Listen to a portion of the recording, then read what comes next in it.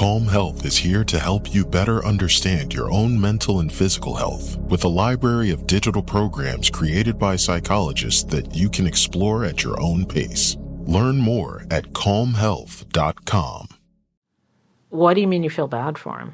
Oh, I feel so bad. I feel so bad because he believed so many lies to get him to this point.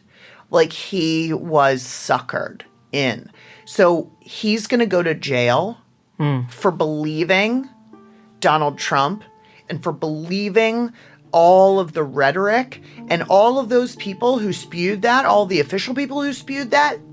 There's nobody official who's losing.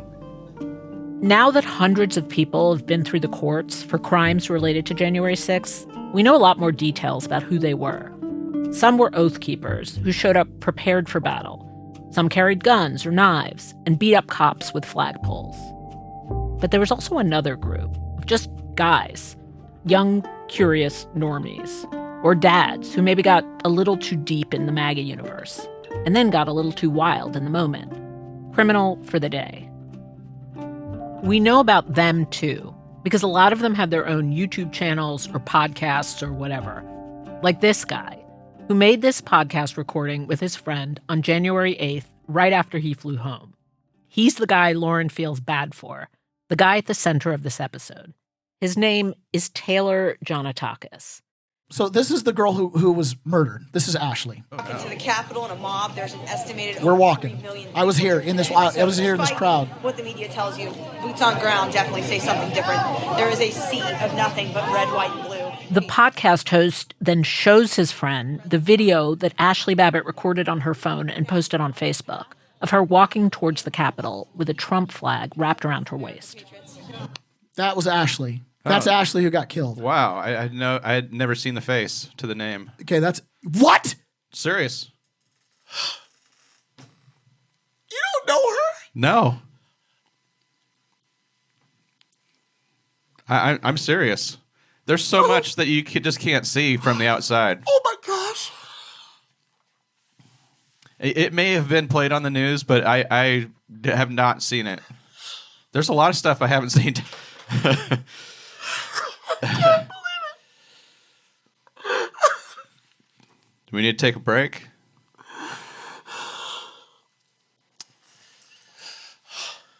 I can't believe you don't know her name. Dude, she died for us, man.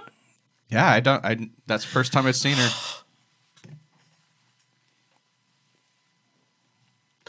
I didn't realize you didn't know her name. I'm sorry. The podcast host, the guy who is losing it, is not a right-wing media star or an influencer. He'd be lucky if 100 people listened to his podcast. But someone important did listen. The FBI. So now we're going to take a detour into the more surreal parts of the January 6th aftermath, where a goofy dad of 5 who had never been accused of a crime in his life gets caught up in an FBI roundup.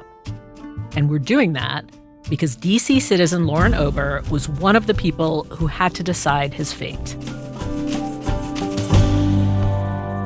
I'm D.C. citizen Lauren Ober. And I'm Hannah Rosen. And from The Atlantic, this is We Live Here Now. A couple of months before I met Mickey, I got a notice in the mail. It was a summons for jury duty for the U.S. District Court of the District of Columbia Criminal Division. And because I am number one best citizen, I didn't throw the summons in the garbage. I opened it. On the day she was supposed to show up, which happened to be right after we learned who our neighbors were, Lauren said something offhand to me. I bet it's a January 6th case. We both laughed at this idea. Like, how wild would it be, just weeks after learning that some of your neighbors were very prominent Justice for J6ers, to get onto a January 6th jury? It would just be too weird. Now, of course, you know where this is going. I walked into courtroom 15 and sat down with other potential jurors. And then the judge told us the trial we were being considered for was a January 6th case, which maybe shouldn't have been surprising. January 6th is the largest criminal investigation in U.S. history, and most of these cases have been adjudicated in D.C., so I guess I had a pretty high chance of ending up on a January 6th jury.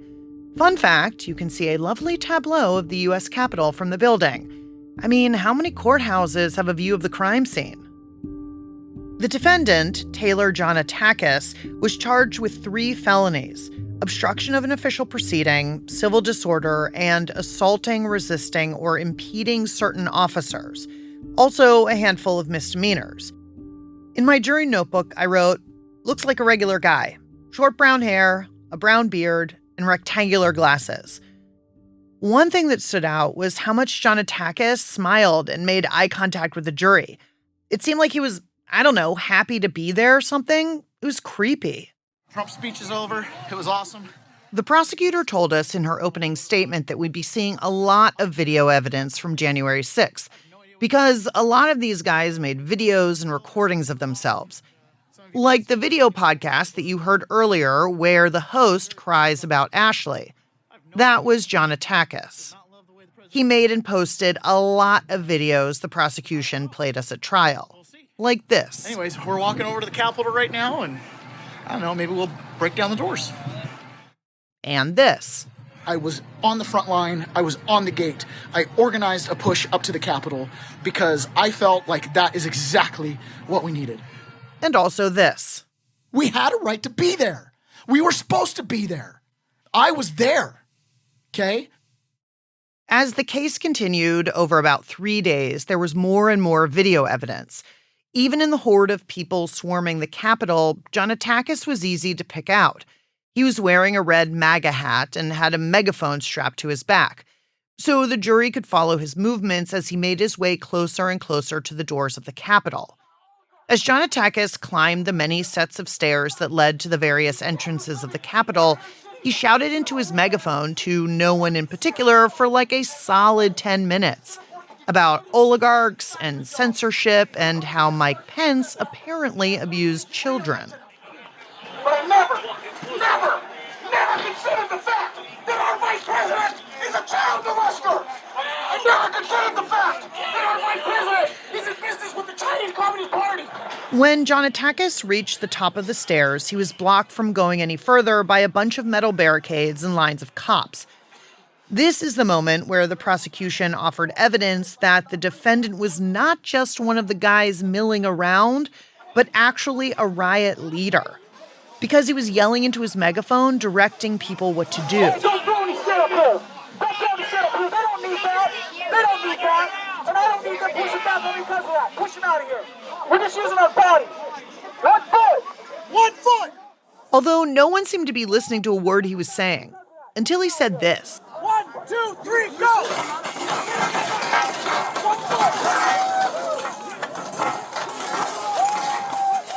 foot. This is where the action started. Jonatakis motions to the people around him to put their hands on the barricade. When they do, he shouts, 1, 2, 3, and starts pushing the barricade into the cops. The cops on the barricade push back, while another line of cops behind them shoots pepper spray at the rioters and tries to hit them with nightsticks. The defendant retreats, and the cops restore their line. The whole thing lasts about a minute. When the jury catches up with Jonatakis again, it's in a video he made as he's walking away from the Capitol. They're that afraid of us. They're that afraid of us. They had to usher the congressmen and senators out of the House in shame with black bags. I got gassed. I got hit pretty dang hard a couple times with a nightstick. It's not funny, it hurt. But we're done. I'm walking away from the Capitol. I've shed some tears. I'm very sad about what I have watched firsthand unfold.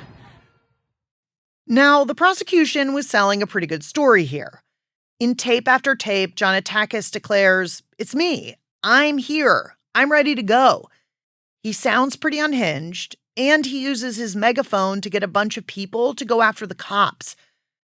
Then it was the defense's turn, which in this case meant the defendant himself. Despite the judge's warning against it, Jonatakis decided to represent himself. And the result was bizarre. After the witnesses testified, Jonatakis apologized to them and asked them questions like, is there anything I can do to make amends for my actions on that day? At some point, he told the jury, I'm sorry for my sins and I repent.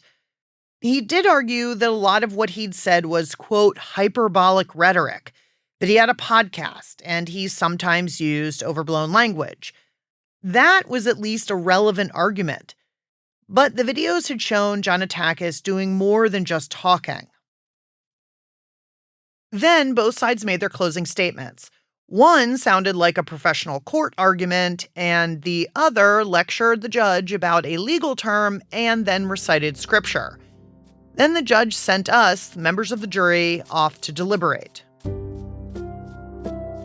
While we deliberated, this is the thing I kept coming back to. Compared to other J6ers I'd read about, this guy wasn't a member of a militia, he didn't carry a weapon, or beat up a cop. On the other hand, it was pretty clear that Jonatakis had done what he was accused of. We weren't judging his actions in comparison to others. We were judging based on what we saw on video and witness testimony. Everyone on the jury took it seriously, and the verdict was unanimous. Guilty. The clerk read the verdict out loud, and I kept my head down so I wouldn't accidentally make eye contact with the defendant. A couple of days after the trial, Hannah and I left for a Thanksgiving vacation. And I should have been having fun, but I couldn't stop thinking about Taylor Jonatakis. While we were enjoying our trip, he was sitting in a cell at the DC jail, where he would spend the next 5 months before learning his fate.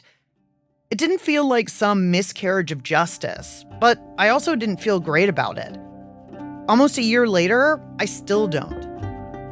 We explore why that is after the break.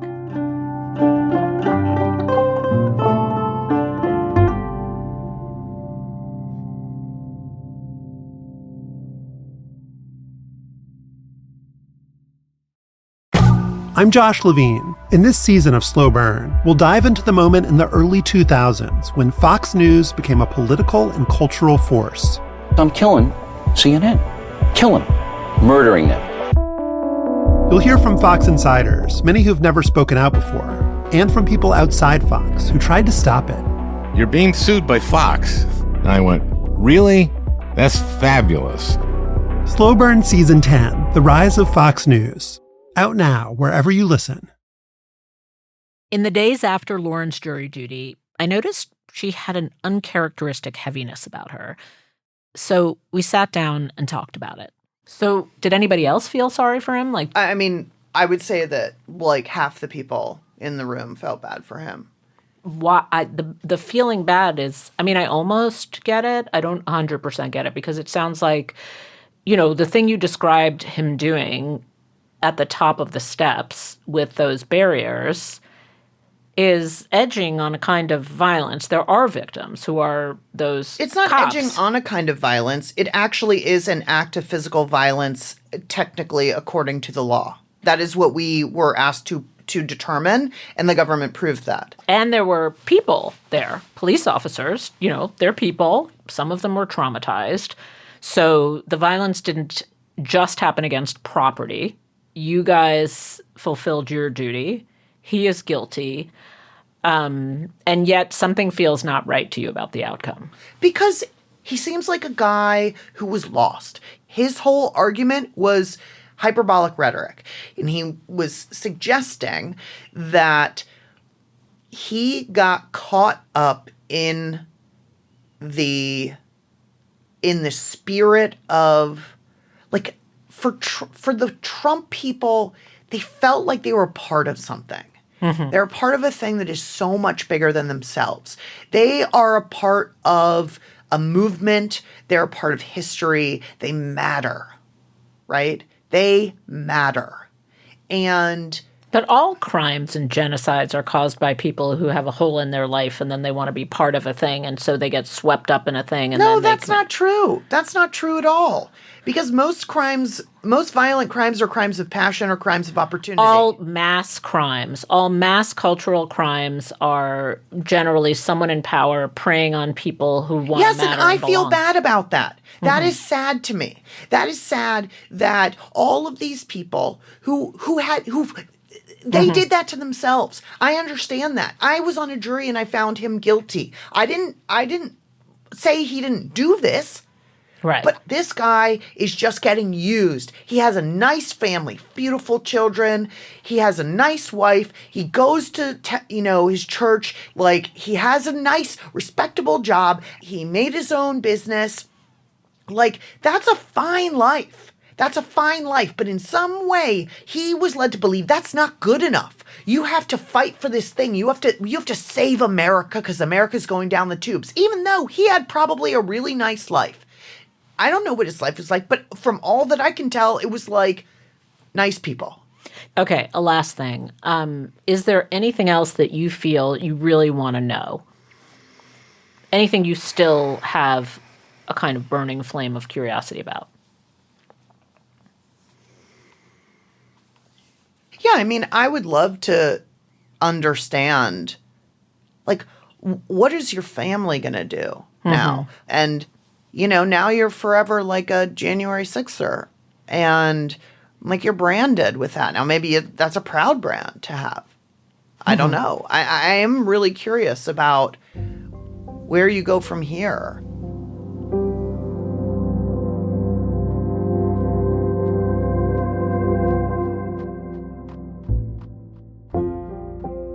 Lauren, of course, is not trying to say that he shouldn't be punished at all. She voted to convict, after all. So what is her queasy feeling? Is it a zoom in, zoom out thing? Like, a lot of us would feel bad for a defendant if we were on their jury and got to know them better?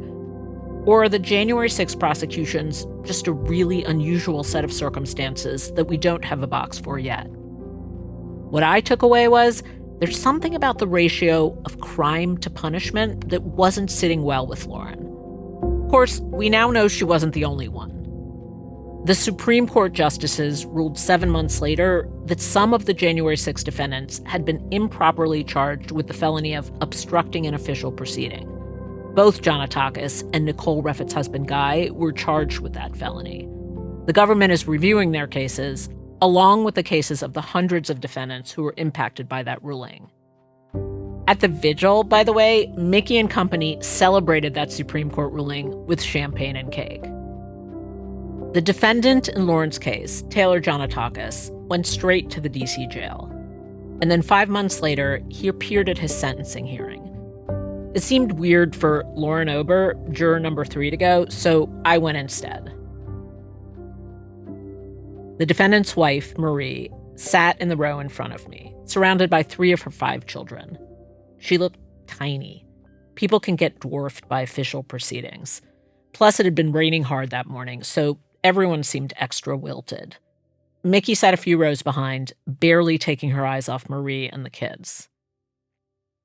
After the prosecution and the defense made their cases, it was the judge's turn to announce the sentence.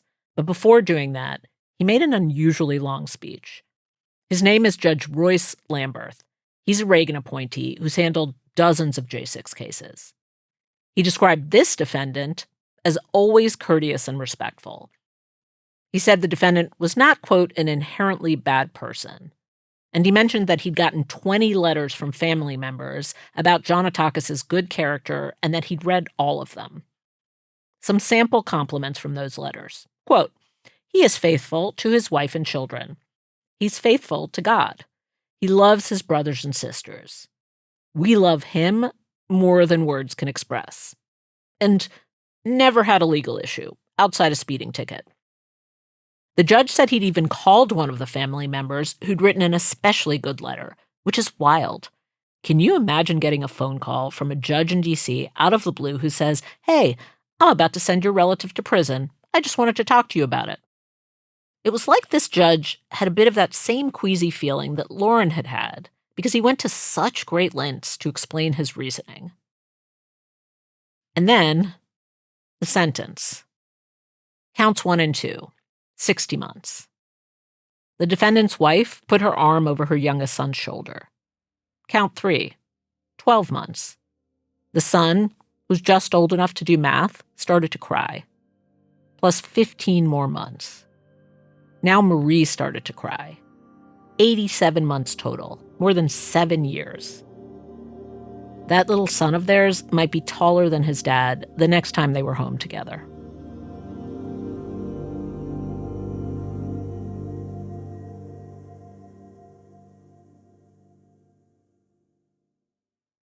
Okay, remember Lauren's question to me?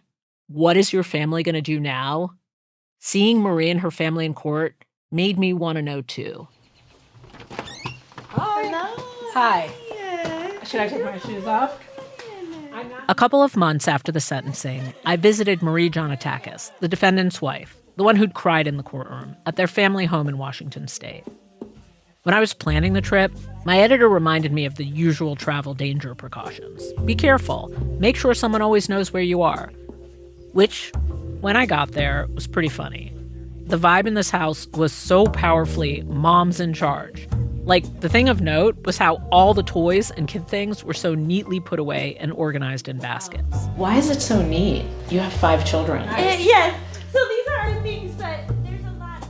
This house, an oversized actual log cabin set back on a woodsy road where they had raised and homeschooled those 5 children, felt so far away from January 6th and jail and D.C. courtrooms that it made me want to know what her reality was on the day that her husband was standing in front of the Capitol with that bullhorn. Did you guys watch it on TV? Like, did the kids know what was going on? We did not watch it on TV. We were doing other stuff. I'm trying to even remember the weather for that day, but probably would have been kids playing Legos, big kids probably hanging out with other big kids. And what are you doing? What am I doing? I'm just taking care of all the kids. Cooking dinner, cooking lunch. The feminist thought did occur to me at this moment that one way to see some of these J6 cases is that the men were out enacting their 1776 fantasy while the women were home putting away the Legos. And there was plenty of evidence of that in this case. Remember how Lauren and I went away for Thanksgiving right after the trial? Well, that meant that Taylor, the husband and father, was in D.C. at his trial just before Thanksgiving. And his wife, Marie, was home with their 5 kids planning the holiday dinner, which she just assumed her husband would be home for, because she somehow thought that even if he did get convicted, he would be able to wait for his sentencing at home. It was really surprising that they took him into custody then.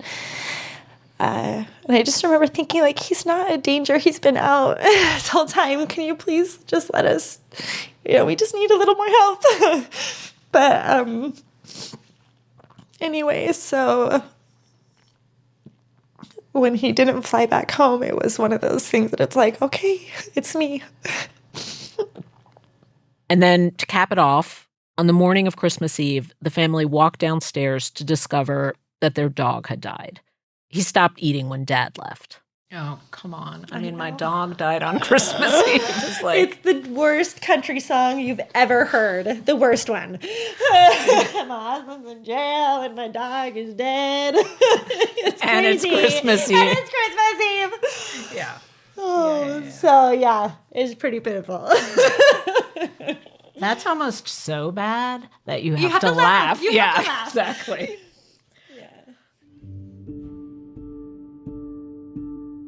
So here she was. No husband, no dog, no steady paycheck, and not enough savings. Which likely meant they would have to sell this beautiful house. That's why the toys were extra neatly arranged when we came over. They were staging the house for potential buyers. Taylor didn't explicitly choose his ideals over his family, but that was kind of the end result. Like, he could have pled guilty, which would have probably cut his sentence in half. Or he could have gotten a lawyer instead of representing himself. But he took neither of those roads. And now she had 7 years of, okay, it's just me.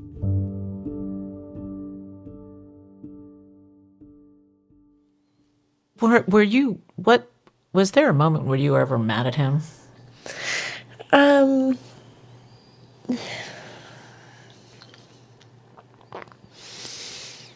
don't think so. I think that, I've known Taylor for a really long time because we've been married 19 years. And he has a really, really good heart. And he's motivated by things that I think are noble. And so I know this is going to be kind of hard to understand, but if you can imagine like a place where, let's say you were really convinced that, the election was, like there were problems with it, and maybe it was enough to stand up for it. And I don't know if this is skewed as far as like my idea on this, but there's a lot of times that people stood up for things and it cost them dearly. And while it almost sounds like bombastic to think that this could be something like that, like he said enough times, I wish I hadn't have gone. But some of me thinks like, who does stand up for it? Who does say, hey, there's a problem here? And at some point there are casualties. I don't know, all the woulda, shoulda, couldas. I'm like, I wish they would have, because he had a bullhorn. I'm like, tell the guy in the bullhorn to shut up. He would have listened, And this was the beautiful, terrible exchange that brought me to human empathy and then deposited me at a dead end. Because the couple had doubled down on their doubts about the election watching Dinesh D'Souza's movie, 2,000 Mules, a garbage film full of conspiracies and lies. And that had prompted them to think everything involving the government was rigged, including his trial, which is why he went about it in the weird, self-defeating way he did. And yet she had explained her position to me with such gentleness and humility, with humor, for God's sake, even leaving room for my doubts, that I had nowhere left to go. I totally understood her position. And also, I totally didn't. I did have one more thing to say, though. Okay, here is my moment to tell you a difficult thing. Okay. The reason I know about Taylor's case is because my partner, also my partner on this project, was on the jury. Okay. Questions? I don't think so. Yeah, no, I don't think so. You sure? Yeah, what questions should I ask, Hannah? I wouldn't want to meet someone who was close, even if it's a step removed, to someone who helped put my husband in the position or who participated in that in every way. I think that could be a hard thing to hear. Yeah, no, we went to the sentencing, and I watched the judge up there, playing his role, and the prosecution doing their role. And it just, I don't know, I just felt a lot of compassion towards them all, because everybody is playing the part that they have been asked to play, including your partner. Mm-hmm. And I think that we all just do our best. Before I left, she told me if I had any guilt about it, I should let it go. A couple of weeks after our visit, she wrote about our conversation on her blog. Quote, I remember praying during the trial that someone on the jury would not convict. Just one person. I prayed so hard for that. She could have been that one. And yet, I still can't find it in my heart to be angry. It's just not there.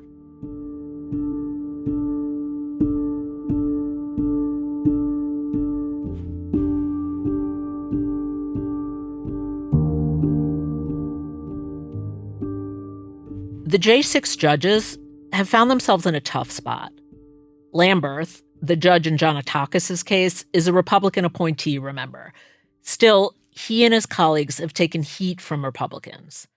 Since the J6 cases have been going through the courts, New York Congresswoman Elise Stefanik, the House Republican Conference Chair, and Republican Congressman Jim Jordan from Ohio have repeatedly filed complaints against the D.C. Circuit for corruption and bias. And then just before Jonatakis' sentencing hearing, Stefanik took it a little further. She, too, started referring to the Jan 6 prisoners, many of whom had been sentenced by Lamberth and his colleagues as hostages. Here's what she said. I have concerns about the treatment of January 6 hostages. I have concerns. We have a role in Congress of oversight over our treatments of prisoners. And I believe that we're seeing the weaponization of the federal government against not just President Trump, but we're seeing it against conservatives. We're seeing it against Catholics. I have no proof of this, but maybe that's what Lamberth had in mind when he was writing that letter he read at the sentencing hearing that he sent to Jonatakis' family. He wrote, "Political violence rots republics. Therefore, January 6 must not become a precedent for further violence against political opponents or governmental institutions. This is not normal."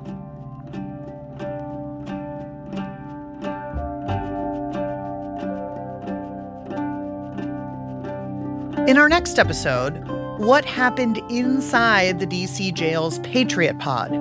And our tour guide? A young troll, or maybe a true radical. He said, "Hey, I'm the guy that they accused of killing Officer Sidnick." I'm like, no way.